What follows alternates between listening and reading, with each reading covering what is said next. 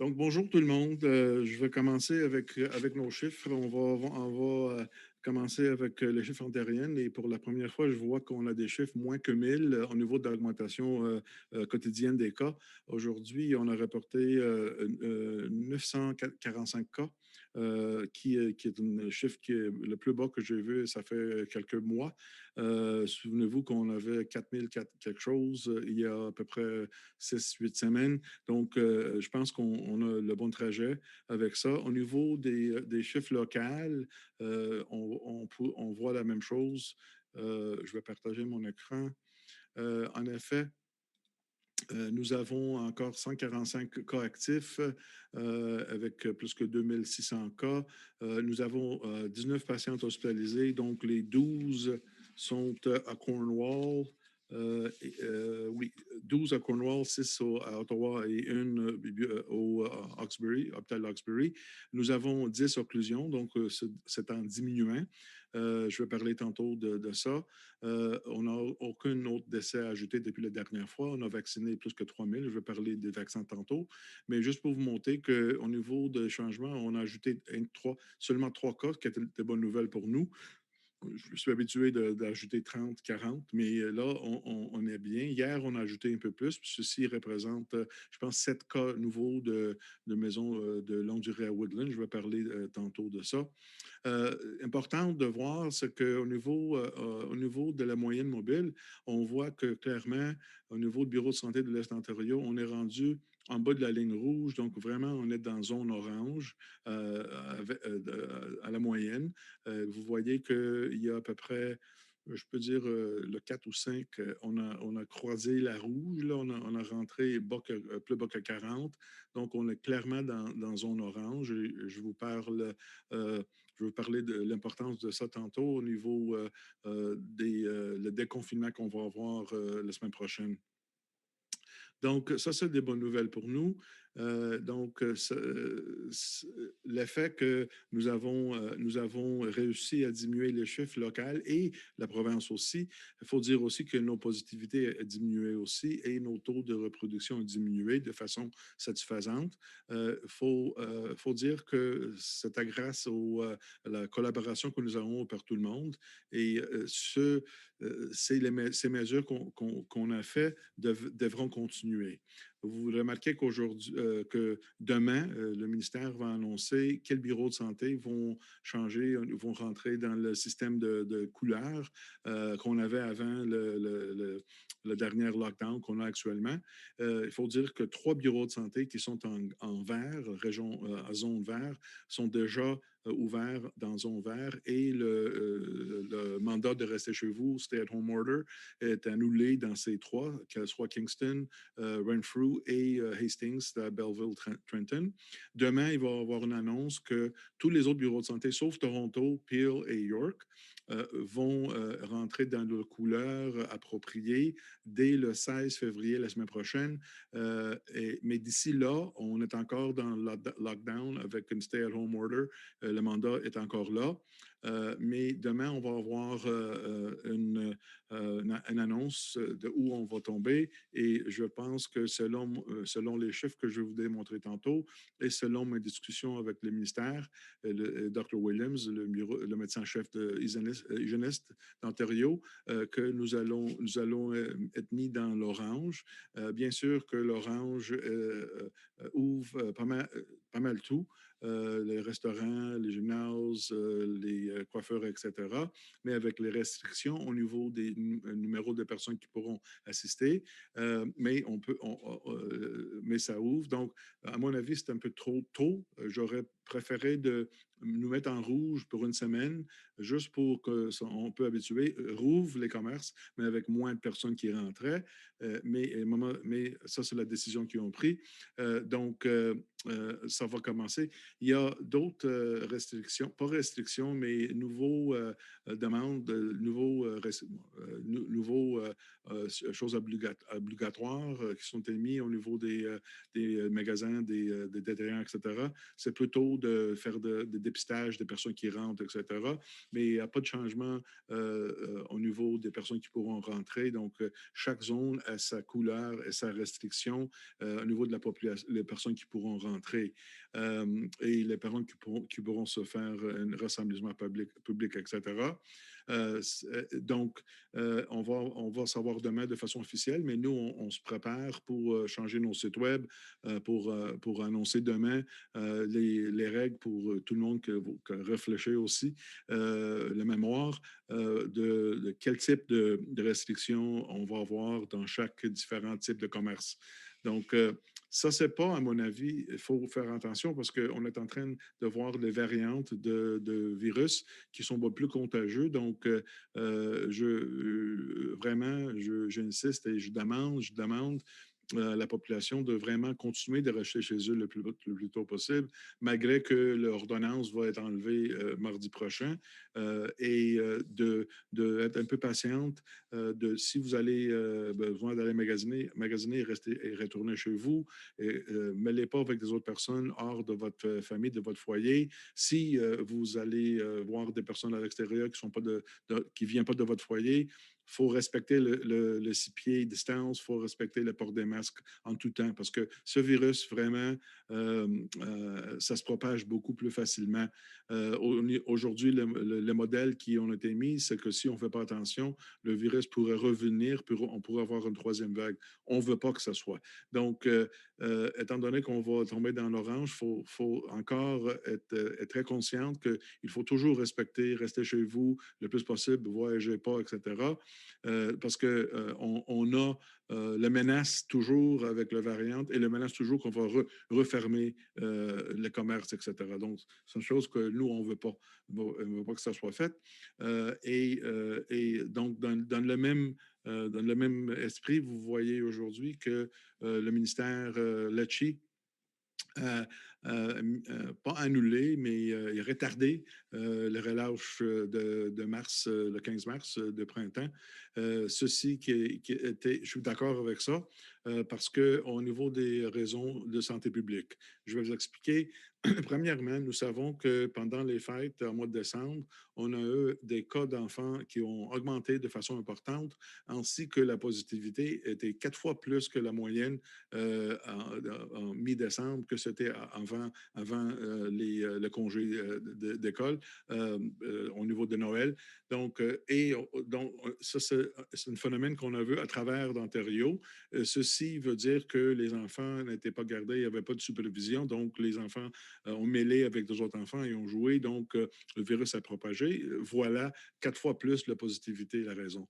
Donc, nous avons crainte que si on a, et surtout quand on est en train d'ouvrir encore doucement, doucement le commerce et la communauté, tout ça, ça sera très important qu'on continue de surveiller les enfants. Donc, les enfants sont bien surveillés. On a plusieurs couches de protection dans les écoles, les protocoles, etc., qui pourront limiter ce type d'interaction non supervisée, si vous voulez. Et aussi le fait que nous n'aurons pas une relâche en mois de mars. Il va y avoir moins des gens qui vont se voyager, qu'en effet, il ne faut pas on décourage de voyager, etc. Donc, en présence de virus de variantes, je pense que c'était la bonne décision. Oui, je suis très consciente que la santé mentale des enfants, la santé mentale et la fatigue au niveau des professeurs et des parents, je comprends, mais c'est pas une annulation.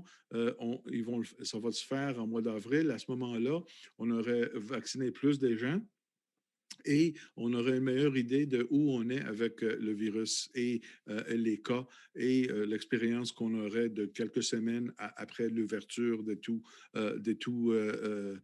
l'économie et les autres choses. Donc, ce serait très important encore de continuer et de comprendre que ce virus, le variant, vraiment est une nouvelle menace pour nous. Donc, il faut qu'on réagisse de façon appropriée. Donc, je pense que le fait qu'on a retardé le relâche, je pense que c'est au niveau de santé publique, on a des bonnes raisons pour ça. Je suis d'accord avec ces décisions. Au niveau, là, on va Au niveau des maisons de retraite, je veux juste souligner qu'on a quelques-unes qui sont encore positifs. On a encore des résidents qui étaient positifs. Mais par contre, ils achèvent au niveau de ça. Je peux vous dire qu'à Kwasasni, on a actuellement juste un cas actif sur 23 résidents avec 15 ben, employés qui étaient positifs, qui sont tous résolus. Au niveau de la maison de Lancaster, on a toujours 43 sur 47 résidents qui étaient positifs, avec tous sont résolus. Malheureusement, on a eu 14 décès, aucune récente, mais parmi les 24 employés qui étaient positifs, tous sont résolus actuellement. Donc, on attend on a fait des tests aujourd'hui et on va attendre quelques jours encore. Donc, à un moment donné, on va déclarer que ça soit fini. Woodland Villa, c'est, je pense, le plus actif qu'on a. On a ajouté 7 cas positifs hier, donc ça fait 37 résidents qui sont positifs. Donc, 17 sont encore actifs. Au niveau des employés, on a eu 12 positifs avec 4 actifs, 8 résolus. Encore, on continue à supporter. Et au niveau de Riverview Manor, tout semble stable là. Donc, encore là, on attend les tests des résultats pour qu'on pourrait déclarer que ça soit fini. Au niveau des vaccins, je vais parler des vaccins actuellement avant qu'on va aux questions. On a des bonnes nouvelles. Vous avez entendu parler aujourd'hui que, à travers l'Ontario, tous les résidents de la maison de longue durée ont reçu au moins la première dose du vaccin du COVID. Ça inclut les nôtres aussi. Je suis très contente. Je peux vous dire aussi on continue à donner, là, c'est le temps de donner un deuxième vaccin. Je pense qu'on a 5 ou 6 de fait encore déjà avec les maisons de longue durée qui ont reçu la deuxième dose au niveau des résidents. Et on continue à vacciner les résidents de première dose des maisons de retraite. Nous avons 35 dans notre région. Je pense que nous avons déjà fait 7. Donc, ça va bien avec ça. On a vacciné on a donné presque 3000 vaccins. C'est à peu près le même montant que nous avons reçu. On n'a pas reçu de vaccin cette semaine, mais on s'attend de recevoir au moins 3200 doses à peu près la semaine prochaine et un autre 4300 doses, à peu près 4400 doses. Je donne l'approximation parce qu'on peut avoir 5 ou 6 doses dans chaque vial. C'est pour ça que je vous donne ça. Normalement, on a 950 dans une tray qu'on reçoit dans un petit paquet, mais on pourrait faire d'autres doses. Donc, c'est pour ça que je vous donne des chiffres non spécifiques. Par contre, donc, on va recevoir 3000, plus que 3000 la semaine prochaine, plus que 4000 la semaine après. Donc, ça va nous aider à continuer à finir toutes les maisons de retraite, les maisons de longue durée, ainsi que les employés et les visiteurs essentiels. Et nous allons commencer, au fur et à mesure, on va commencer à vacciner les personnes les personnes hospitalières et les personnes âgées en dehors des maisons de longue durée, des maisons de retraite, parce qu'ils sont en risque aussi. Donc, on va commencer avec tout ça. On est en train de tout préparer. Vous allez recevoir beaucoup d'informations dorénavant au niveau de nos planifications. Nous avons des plans à un moment donné, quand on va recevoir, là, on a des groupes qu'on va vacciner, comme je vous ai expliqué. On va finir les aînés, on va progresser avec les travailleurs essentiels, les personnes qui ont des problèmes chroniques, etc. Tout ça va se faire, je pense, simultané parce qu'on va recevoir beaucoup de vaccins d'ici fin février, première semaine du mars. Donc, on va voir, là, déjà, nous avons demandé au niveau des municipalités quels locaux qu'on pourrait utiliser parce qu'on va avoir différents types de vaccins, dépendamment qui on vaccine et quand.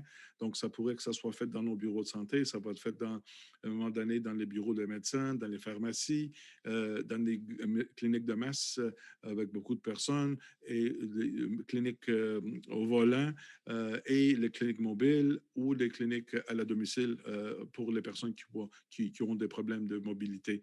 Donc, il y a une panoplie de toutes sortes des possibilités avec laquelle nous allons utiliser. Et dans ce sens, je suis bien contente. Donc, je vais être beaucoup plus à l'aise une fois qu'on vaccine surtout les personnes vulnérables, les aînés, parce que selon les statistiques qu'on a eues aujourd'hui, on voit que vraiment, la plupart des décès sont les personnes dans longue durée et les aînés. Donc, ça sera une bonne chose. So I'm going to go to some questions. Unfortunately, I've got to go. I have a live CTV news update at 5. So let's go to this one. So I've got I think I've answered all the questions. J'ai répondu à toutes les questions ici. La question is one question was Castleman and Alexandria are lower numbers. Because they're just starting to rev up and they're not doing it 5 days a week. They're doing it a couple of days a week. But we are keeping tally of all the numbers. That was what we had asked. Let's open it up to some questions for the next 5 or 8 minutes because then I've got to go. Okay, we have a few people in the queue. The first person up is James Morgan, the review. James, go ahead and unmute yourself. Doctor, I'll keep it fast. The 2 quick questions. I keep getting comments from readers. They see a discrepancy in the case figures between what's on the health unit's website and what is listed for the health unit on the Ministry of Health's website. Yeah. I know we've gone over this before, but is there any explanation? Yeah, there is. It's the numbers. There's a new system they put in, and they don't talk to each other. They're not updated at the same time. They don't download and upload at the same time. So our numbers are more accurate. Okay, good. I will make note of that. Yeah. And could you tell me again how many doses are expected for next week? Yeah. About 3,200. Again, about 3,000 because I estimate it's 950, but you can stretch it. That's why I'm saying about 1,000. So 3 trays, so about 3,000. Following week, 4,000. Okay, good. Thanks. Okay. Next question is from Bill Kingston from Cornwall Newswatch. Go ahead, Bill. Yes, Dr. Paul. After rapid testing, I know you previously stated that rapid testing would be part of a suite of testing options for schools. Yeah. There's a report out today that showed that the provincial government has only used about 18% of the ones that they received from the feds. Can you give me an idea of how many rapid testing units or kits that the EOHU has received, and how many have you used? Well, we have just starting to receive them right now, Bill. We haven't received them before. We have, however, 4 rapid ID nows, and we're starting to use those. We have a protocol in place. One of the reasons that we haven't used the PanBio a lot is because we didn't have it available to us, but we'll have it. It's a very unpleasant test to do because you have to do it serially. So right now we're using it in long-term care retirement homes because now you could do it nasally. Before you had to do the whole thing nasopharyngeal. Very unpalatable. Do that 3 days a week.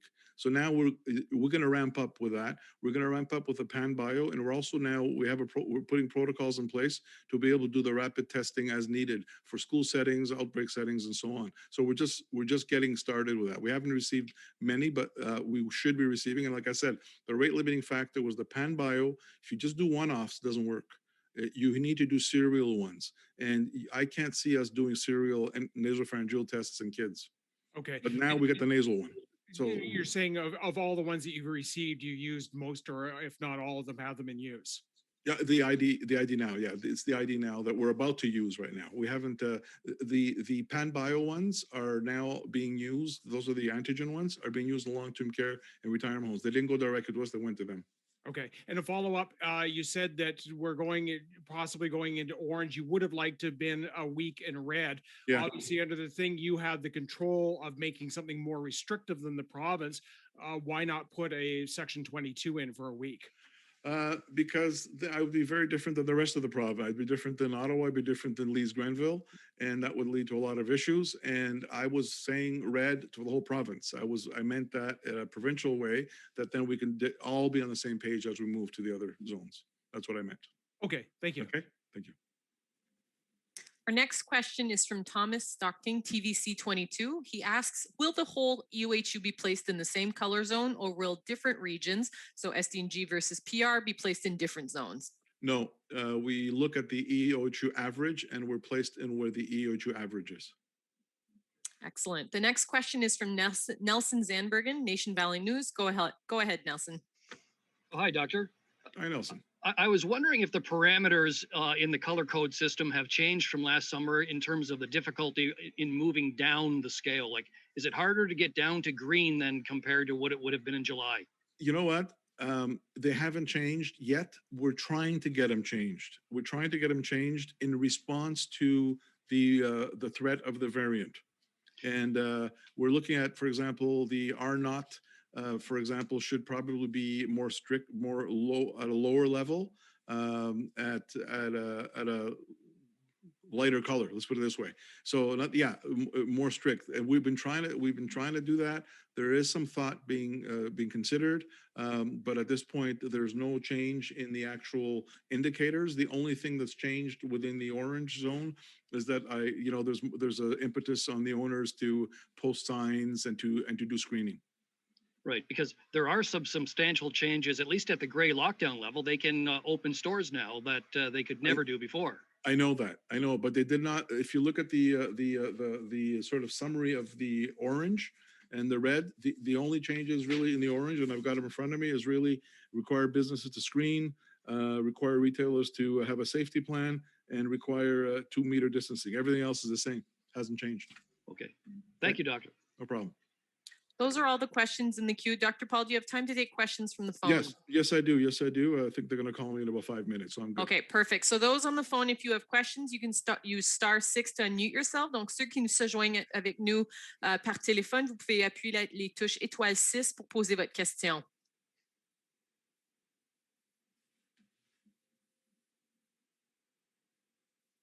Okay, there doesn't seem to be any questions. Okay, thank you. And remember, we'll see you on Tuesday. On va se voir mardi prochain, pas lundi, parce que c'est un jour férié. Okay, thanks everyone. Bye-bye.